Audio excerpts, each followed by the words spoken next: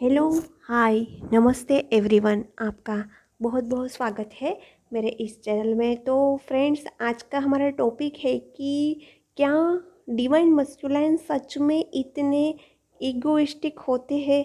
क्या डीएम सिर्फ और सिर्फ अपने डीएफ को ही ईगो दिखाते हैं या सबके लिए ईगोइस्टिक होते हैं? आज वो सारा डाउट्स आपके क्लियर होंगे।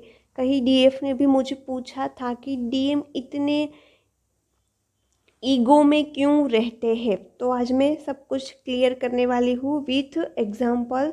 तो वीडियो एंड तक ज़रूर देखना। तो फ्रेंड्स, डीएम सबको लगता है कि डीएम ईगोइस्टिक होते हैं, ईगो दिखाते हैं।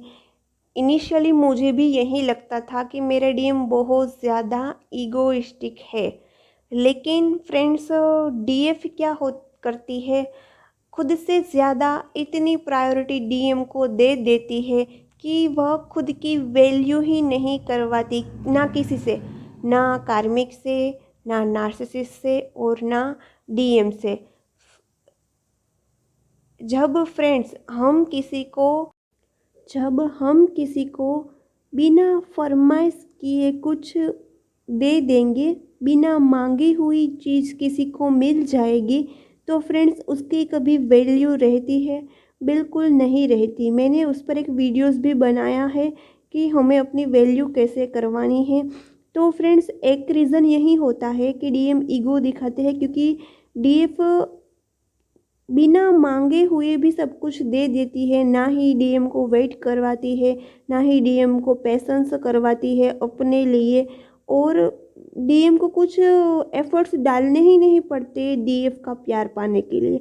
इसीलिए जब ओवर गिविंग हो जाती है डीएफ, तब ओबियसली डीएम के ईगो को बूस्टिंग देती है, डीएम का ईगो बूस्ट होता है।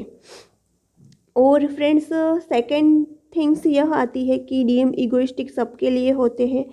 तो डीएम का इतना भी ईगोइस्टिक नेचर नहीं होता है, मैंने खुद एक्सपीरियंस किया।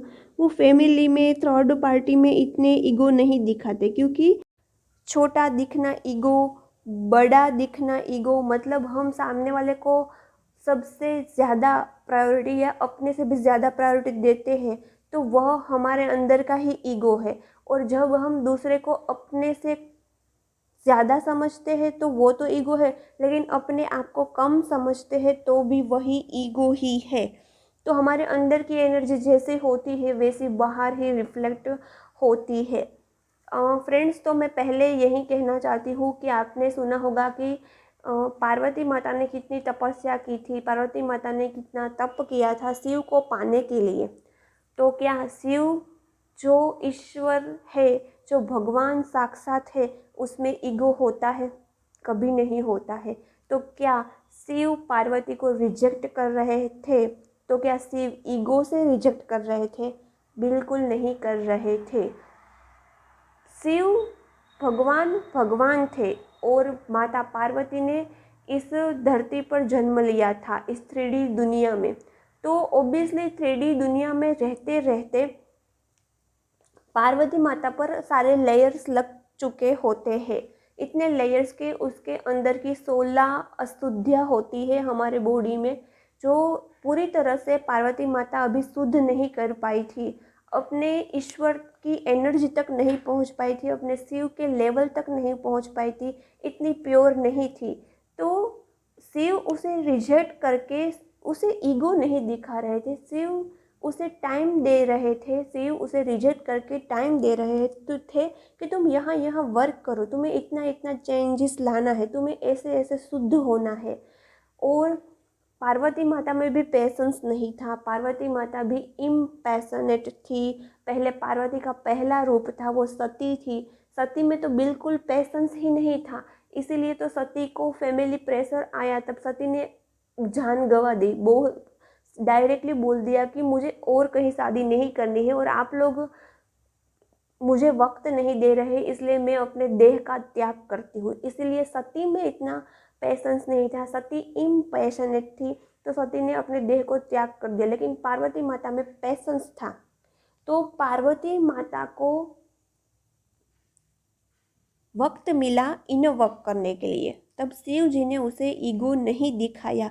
यदि पार्वती माता ऐसे सोचती कि वो मुझे ईगो दिखाते हैं, वो मेरा काउंटर पार्ट है, फिर भी मुझे एक्सेप्ट नहीं करते, उन नेगेटिव बातों में ही समय गवा देती, तो वो कभी शिव तक नहीं पहुंच पाती। शिव ने जो किया वो पार्वती माता ने एक्सेप्ट किया और अपने आप पर वर्क किया, इनर वर्क किया, तभी वो शिव तक पहुंच पाई।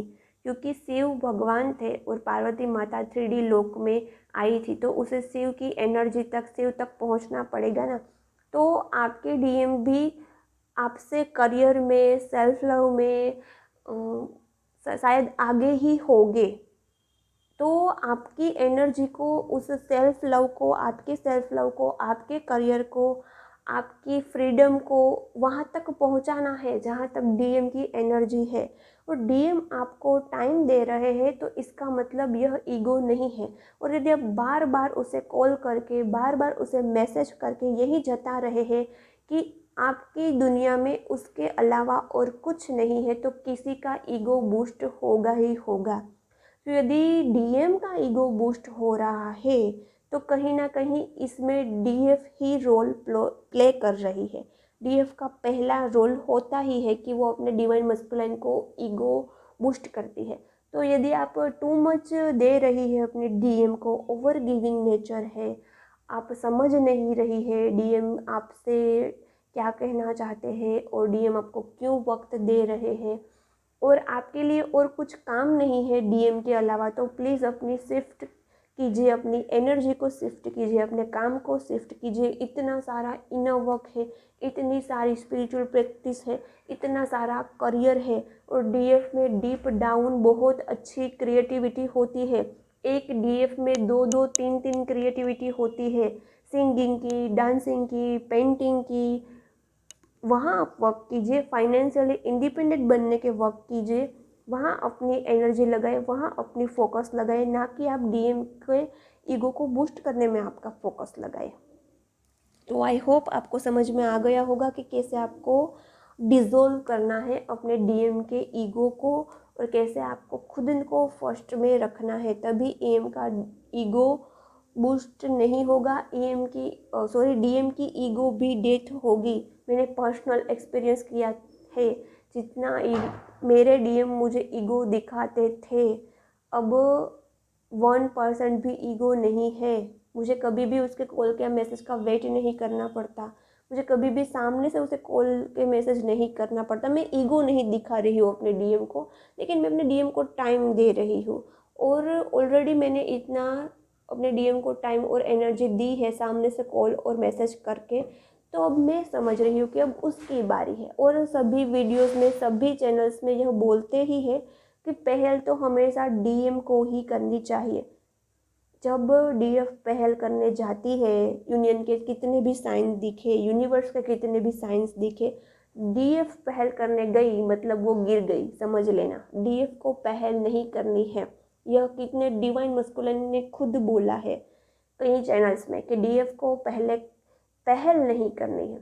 यूनिवर्स आपका टेस्ट लेते हैं, आपको साइंस देकर, सिम्टम्स देकर, डीएम खुद आएगा, आप वेट कीजिए। लेकिन आपका इनर वर्क 100% होना चाहिए, आपका सेल्फ लव 100% होना चाहिए, आप सेल्फ सेंटर, सेल्फ फोकसिंग होनी चाहिए, स्पिरिचुअल प्रैक्टिस, डिवाइन पर ट्रस्ट, पहली प्रायोरिटी डिवाइन या खुद होनी चाहिए, तब डीएम आएंगे। और एक बात और रह गई कि आपको उस सारे ईगो को भी डिसोल्व करना पड़ेगा। कौन कौन से ईगो को?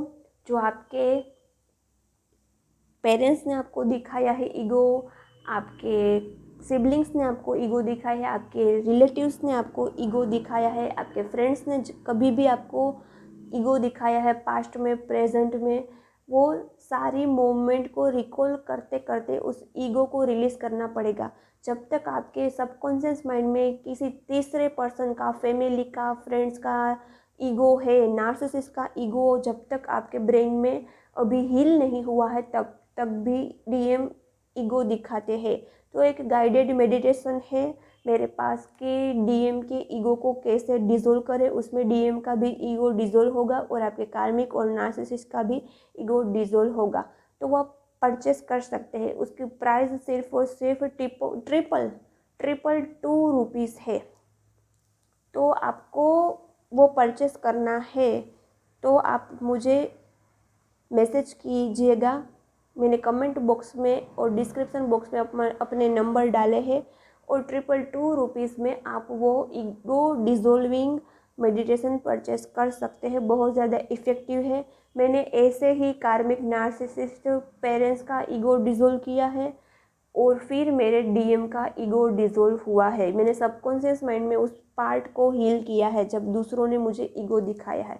तो वो गाइडेड मेडिटेशन आप परचेस कर सकते हैं।